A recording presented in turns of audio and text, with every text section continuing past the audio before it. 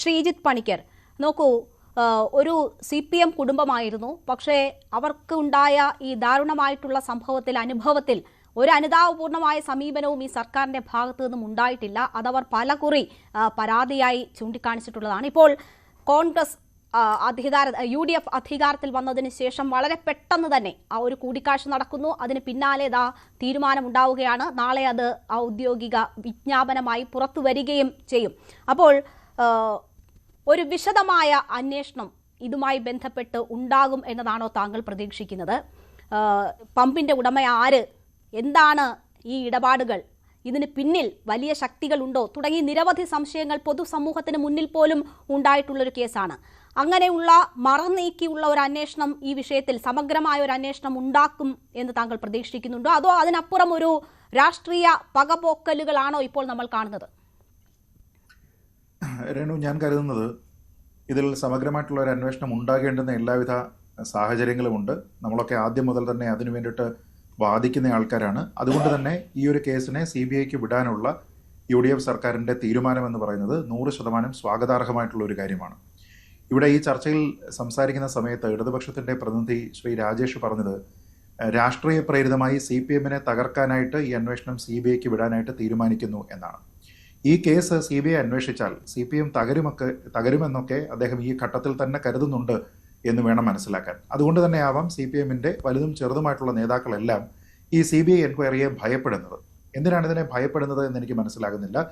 അന്വേഷണം പൂർണ്ണമായും നീതിപൂർവമായിരുന്നുവെങ്കിൽ, സംസ്ഥാന സർക്കാരിന്റെ ഭാഗമായിട്ടുള്ള അന്വേഷണത്തിൽ അവർക്ക് പൂർണ്ണമായിട്ടുള്ള തൃപ്തി ഉണ്ടെങ്കിൽ CBI അല്ല മറ്റാര് വേണമെങ്കിലും വന്ന് അന്വേഷിക്കട്ടെ എന്നുള്ള ഒരു നിലപാട് വേണമായിരുന്നു അവർ സ്വീകരിക്കാൻ.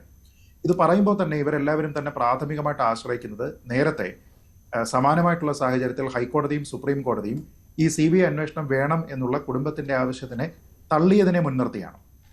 സത്യത്തിൽ ആ ഘട്ടങ്ങളിൽ ഈ കോടതികളെല്ലാം പറഞ്ഞിരുന്ന പൊതുവായിട്ടുള്ള ചില കാര്യങ്ങളുണ്ട്.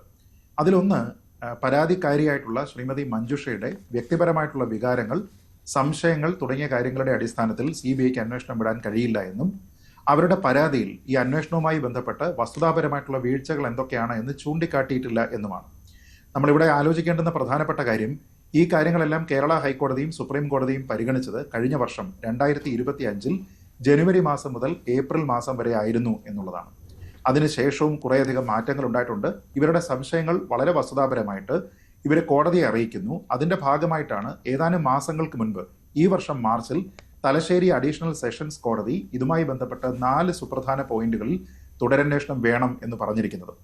എന്ന് വെച്ച് കഴിഞ്ഞാൽ നേരത്തെ ഉണ്ടായിരുന്ന അന്വേഷണത്തിലെ മെറ്റീരിയൽ ഫ്ലോസ് എന്തൊക്കെയാണ് എന്ന് ആ കുടുംബം കൃത്യമായിട്ട് ഐഡന്റിഫൈ ചെയ്തിട്ടുണ്ട്. അതുകൊണ്ട് തന്നെ ഈ ഘട്ടത്തിൽ നേരത്തെ ഇതിനെ ഹൈക്കോടതിയും സുപ്രീം കോടതിയും റിജക്ട് ചെയ്തിട്ടുണ്ട്. ഈ ഒരു ആവശ്യം, CBI അന്വേഷണം എന്നുള്ള ഒരു ആവശ്യം എന്ന ഒരു വാദം മുന്നോട്ട് വെക്കുന്നതിൽ പ്രത്യേകിച്ച് കാര്യമൊന്നുമില്ല. കാരണം നേരത്തെ ഇവർ പരിശോധിക്കുന്ന സമയത്ത് PP ദിവ്യയുടെ സ്വകാര്യമായിട്ടുള്ള ഫോൺ മാത്രമായിരുന്നു പരിശോധിച്ചിരുന്നത്. അവരുടെ ഔദ്യോഗിക ആവശ്യങ്ങൾക്ക് വേണ്ടി ഉപയോഗിക്കുന്ന ഫോണ്, അതിന്റെ മെസ്സേജ്, അതിന്റെ കോൾ റെക്കോർഡ്സ്, ഈ കാര്യങ്ങളെക്കുറിച്ച് പരിശോധിച്ചിരുന്നില്ല എന്നുള്ളത് കോടതി ഇവിടെ കൃത്യമായിട്ട് കണ്ടെത്തുന്നുണ്ട്.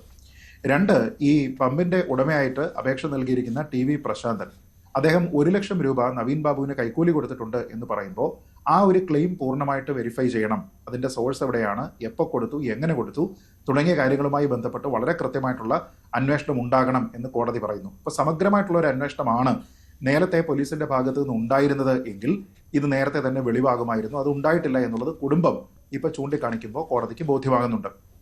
അടുത്തത്, ഈ TV പ്രശാന്തനും നവീൻ ബാബുവും തമ്മിൽ ഈ പള്ളിക്കുന്ന് എന്ന സ്ഥലത്ത് മീറ്റ് ചെയ്തിട്ടുണ്ട് എന്നതുമായി ബന്ധപ്പെട്ട് പറഞ്ഞിരിക്കുന്ന കാര്യങ്ങളിൽ വളരെ കൃത്യമായിട്ടുള്ള സയന്റിഫിക് ആയിട്ടുള്ള എവിഡൻസ് ഉൾപ്പെടെയുള്ള കളക്ട് ചെയ്തതിനു ശേഷം അതിനെക്കുറിച്ച് വിശദമായിട്ട് അന്വേഷിക്കണം എന്ന് കോടതി പറയുന്നുണ്ട്.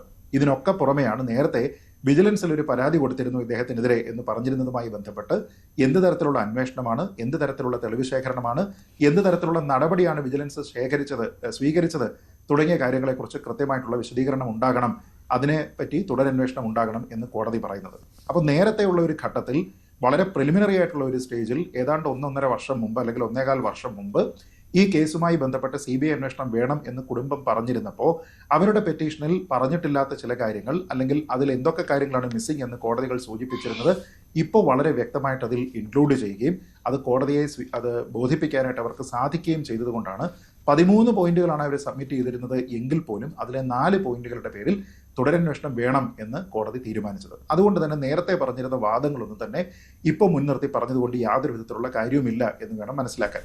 ഇവിടെ ഇതേപോലെ തന്നെ വളരെ പ്രധാനമായിട്ട് ഇടതുപക്ഷത്തിന്റെ പ്രതിനിധി മനസ്സിലാക്കേണ്ടുന്ന ഒരു കാര്യം, ഒരു കേസിൽ, പ്രത്യേകിച്ച് ഇത്തരത്തിലുള്ള ഒരു മരണം നടന്നിരിക്കുന്ന ഒരു കേസിൽ ഈ കുടുംബം എന്ത് ചിന്തിക്കുന്നു എന്നുള്ളത് പ്രധാനമാണ്. അത് വി.ഡി. സതീശൻ മുഖ്യമന്ത്രി ആയിരിക്കുന്ന സമയത്ത് മാത്രമല്ല, ശ്രീ പിണറായി വിജയൻ തന്നെ ആ വിഷയത്തിൽ കൃത്യമായിട്ടുള്ള മാതൃക കാണിച്ചിട്ടുണ്ട്.